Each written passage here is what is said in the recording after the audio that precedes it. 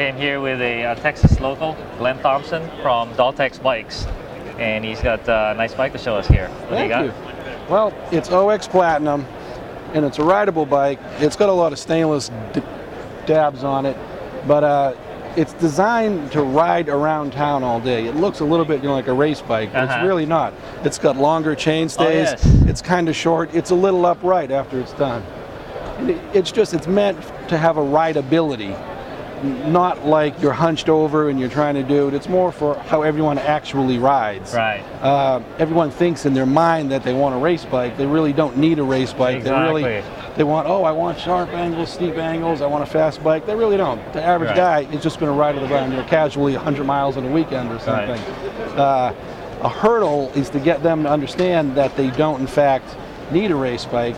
Right. All those ones are designed for a professional rider that trains 8 hours a day, weighs 100 pounds, right, and is very flexible, and that's what he does. But I mean, average guy needs more of a rideable bike. That's exactly. That's nice. And even enthusiasts, we find racers, 80% of their time are spent, training, junk miles they call it. But why not make those miles fit well and enjoyable to you? Oh, it's absolutely interesting. It's kind of crazy, I think, is that everyone rides on the hoods anymore. They don't even use the drops. I talk to guys that haven't ever had their hands in the drops ever. Right. If the bike is designed properly in a proper fit, you're in the drops a third of the time. Really? A lot of people live on top of the brake hoods, and if you're living on the brake hoods and that's your number one hand position, your handlebar is too low. Right. And I like to use the sloping top tubes so the handlebar gets up into the range you need it and you want it. Again, the hurdle is to try to make everybody understand that they're not going to look like the guy in the magazine, because the guy in the magazine is a professional racer who's in his 20s, and he trains all day long. And that snapshot in a magazine is one instant in time. For all you know, he gets out of that position, and it's a time trial stage or something. Right. Yeah. Even in the Tour de France, they only show you the last hour where attacks happen. They don't show you the 7 hours where they're pedaling. Yeah. And the guy's like, no, I want to have the flat back, and it's just oftentimes not really feasible. Right. So that's interesting, and I understand why you bought this bike. It's a functional bike for your customer, basically. Absolutely. And a lot of the doodads, as you can see, are in the Texas shape.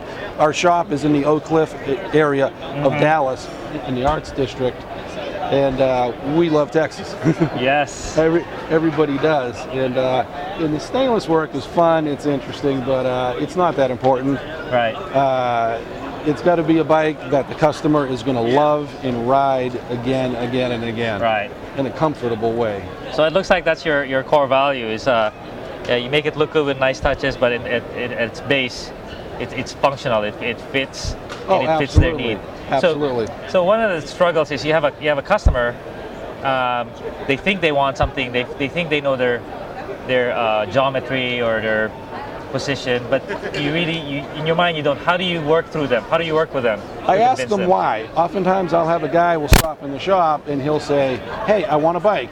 Here's the C-tube angle, here's this angle. And I ask them why. And it usually turns out they have an article that they read in a magazine, or they have a friend in a shop that says, this makes you quicker or faster.